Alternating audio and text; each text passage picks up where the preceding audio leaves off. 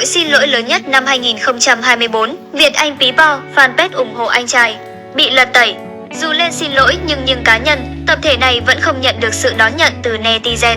Tối 12 tháng 9, Ủy ban Mặt trận Tổ quốc công bố 12.028 trang sao kê tiền ủng hộ từ các tập thể và cá nhân đến đồng bào bị ảnh hưởng bởi bão số 3. Tính đến 17 giờ ngày 12 tháng 9, tổng số tiền được quyên góp từ ngày 1 tháng 9 đến ngày 10 tháng 9 thông qua tài khoản của Ủy ban Mặt trận Tổ quốc là 527,8 tỷ đồng. Ngay lập tức, màn công khai này khiến cư dân mạng có những phản ứng hoàn toàn khác nhau. Ngoài sự ủng hộ tính minh bạch và uy tín của cơ quan chức năng, netizen còn đồng lòng trách va sự phông bạt của nhiều cá nhân và fanpage nổi tiếng. Cũng chính từ đây, hàng loạt lời xin lỗi xuất hiện đến mức dân tình còn nói đùa rằng hôm nay, ngày 13 tháng 9 là đại hội xin lỗi. TikToker 1,3 triệu người theo dõi thừa nhận phông bạt và kịch cỡm. Nhân vật này là Việt Anh People, chủ kênh TikTok cùng tên có 1,3 triệu lượt theo dõi và 56 triệu lượt thích. Việt Anh từng chia sẻ màn hình chuyển khoản ủng hộ 20 triệu cho đồng bào bị ảnh hưởng bởi bão số 3 vào sáng 10 tháng 9. Sau khi Ủy ban Mặt trận Tổ quốc công bố sao kê, cư dân mạng phát hiện ra số tiền thực sự là 1 triệu đồng. 5 giờ sáng 13 tháng 9, Việt Anh People đăng clip tường thuật lại sự việc và xin lỗi. Anh chàng cho biết mình đã nhờ một thành viên khác trong team chuyển khoản hộ nhưng không trách biến động số dư. Hiện tại, Việt Anh đã giải quyết với người này và khẳng định mình là người sai.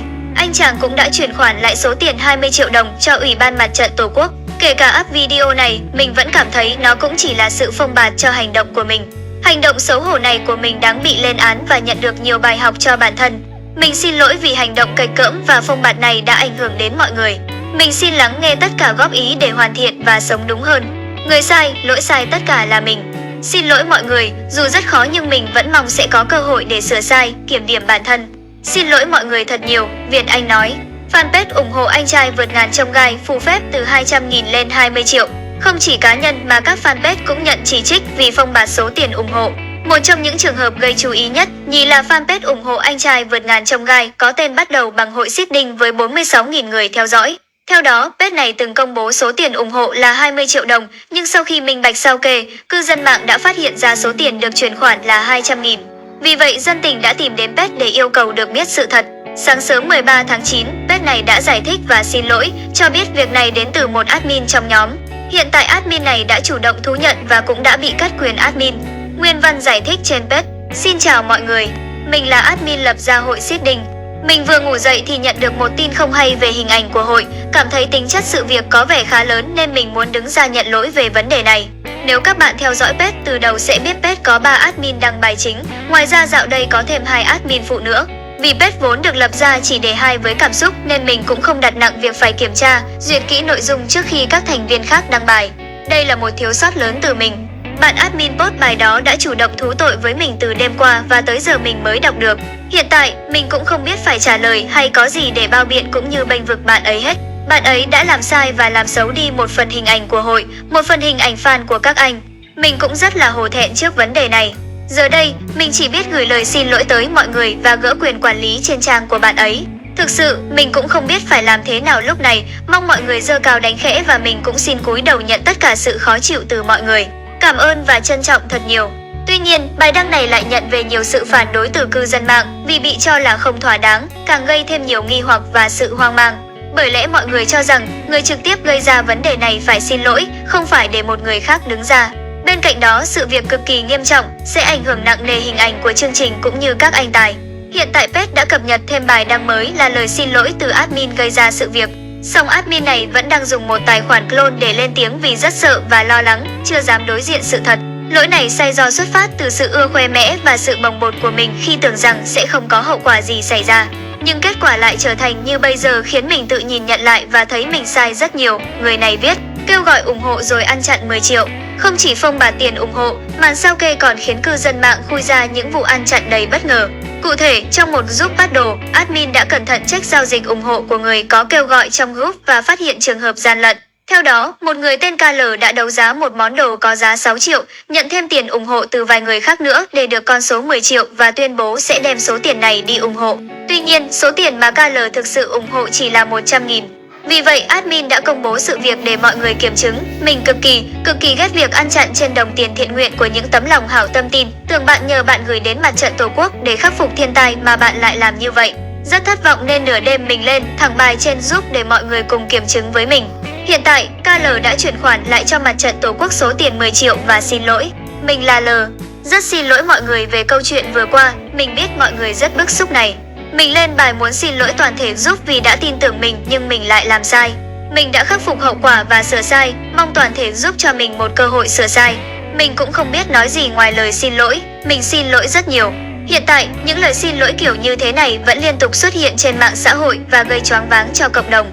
Sự việc 10/2020, 8 trang sao kê từ thiện đang tiếp tục được cư dân mạng theo dõi sát sao.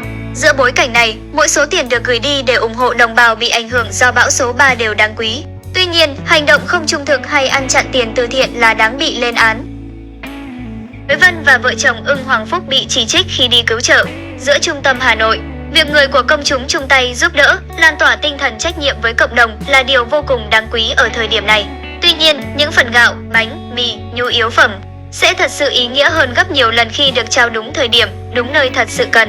Những ngày qua, hình ảnh những chuyến xe cứu trợ đồng bào ở các địa phương chịu ảnh hưởng của bão lũ, người nhà đồng lòng hỗ trợ sức người sức của để khắc phục hậu quả sau thiên tai, khiến ai nhìn vào cũng xúc động và tự hào. Hơn lúc nào hết, tinh thần tương thân tương ái, nghĩa cử cao đẹp lá lành đùm lá rách của người Việt Nam được thể hiện cao độ. Nghệ sĩ Việt cũng không nằm ngoài cuộc, nhiều người đã xung phong, chủ động đến vùng rốn lũ để cứu trợ lương thực, hỗ trợ công tác sơ tán, cứu hộ cho người dân. Tuy nhiên, song song với các điều tốt đẹp ấy, đã dần xuất hiện nhiều vấn đề bị mang ra bàn tán, tranh luận.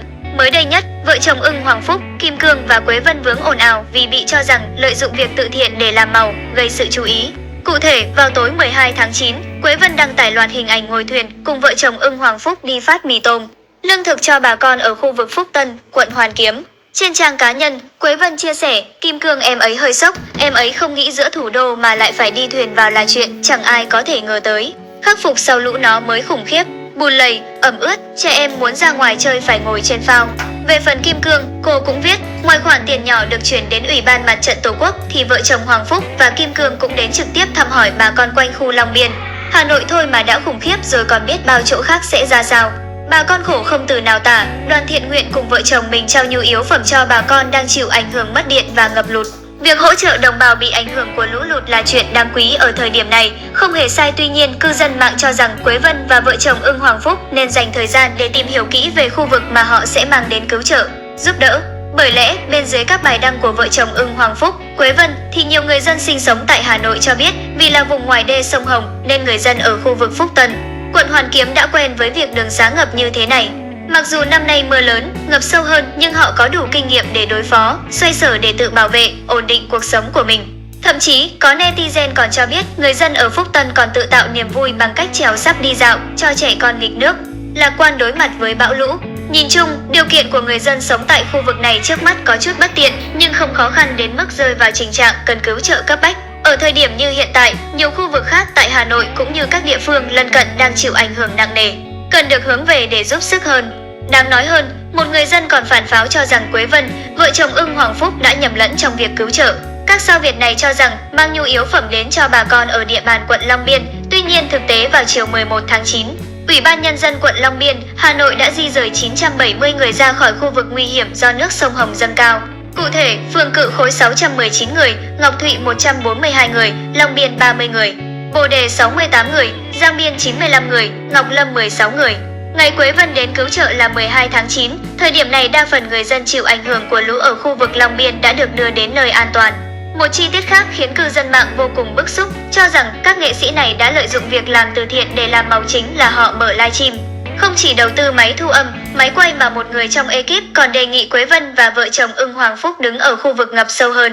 Sau đó đếm ngược ra hiệu như đang quay phim. Người này gây tranh cãi khi nói, mọi người đứng lại đằng xa cho nước nó ngập sâu tí.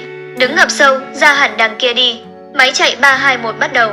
Ngoài ra, việc Quế Vân mang kính đen, vợ chồng Ưng Hoàng Phúc đeo ủng kỹ càng dù nước chỉ ngập đến khuỷu chân cũng khiến nhiều người bàn tán trái chiều.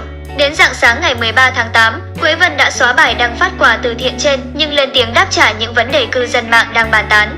Về việc ngồi thuyền để người khác phải đẩy, Quế Vân cho biết do đoàn cứu trợ mượn được thuyền nên cô chọn ngồi thay vì lội để bảo vệ sức khỏe. Kim Cương và Ưng Hoàng Phúc không thể trực tiếp xuống nước vì bay gấp vào Hà Nội làm từ thiện, chỉ có bộ đồ để sau khi làm xong thì bay về thành phố Hồ Chí Minh. Không có trang phục để thay nên tránh bị ướt. Tiếp Tiếp theo, Kim Cương khẳng định đã lên kế hoạch cho hoạt động từ thiện này vào hôm 7 tháng 9, nhưng do ảnh hưởng của bão nên rời lại đến 12 tháng 9. Quế Vân cho hay một số người ở khu vực này từ chối nhận quà để tặng lại cho bà con khó khăn hơn.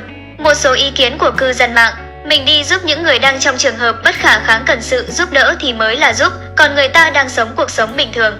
Sáng đi ăn phở, chiều ăn nồi lẩu chiêu chiêu ngắm nước lên thì mình lại giúp lại là vô duyên. Hy vọng chị có thể tới vùng núi xa xôi, thực sự khó khăn để cứu trợ, họ đang cần lắm. Chị đi từ thiện thì điều đầu tiên là nên tìm hiểu thông tin. Từ thiện là tốt, bà con chân quý, xã hội kính nể, nhưng chị nên đúng chỗ, đúng thời điểm, không lại thành câu chuyện trái chiều. Đi từ thiện mà vào nơi người ta từ chối nhận là thấy rõ ràng đi cho có, không tìm hiểu rồi. Khu này họ khá giả, họ sẵn sàng nhường cho người nghèo khó hơn họ mà. Cớ chi chị lại gộp cả đánh đồng giàu nghèo thì lũ cũng như ai, không ai ngăn cản việc chị muốn làm điều hay ý đẹp, nhưng nên chọn nơi đúng và hợp lý xíu đi. Nước đến đầu gối mà chị nói sợ ảnh hưởng tới sức khỏe thì thật sự. Nhà mình ở vùng này, xưa nay cảnh này xảy ra thường xuyên nên cũng quen rồi. Làm từ thiện nhưng trước tiên phải chọn vùng nước cao, kênh góc, âm thanh đầy đủ rồi 3-2-1 diễn xuất nữa thì thật sự khó bênh được. Bão lũ không phải là lúc câu view, chiêu trò PR thế này. Những ngày qua, nhiều nghệ sĩ Việt như Bằng Kiều, Kiều Anh, Hoàng Anh Vũ, Diệp Lâm Anh, Subin đã trực tiếp đến các địa phương chịu ảnh hưởng nặng nề như Thái Nguyên, Tuyên Quang, Yên Bái để hỗ trợ sức người, sức của.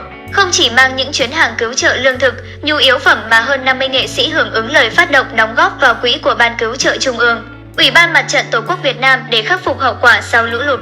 Một số chương trình, đêm nhạc, livestream gây quỹ cũng liên tục được công bố. Dù đóng góp và giúp sức với bất kỳ hình thức nào, người của công chúng nói riêng và người dân nói chung nên có sự tìm hiểu kỹ càng.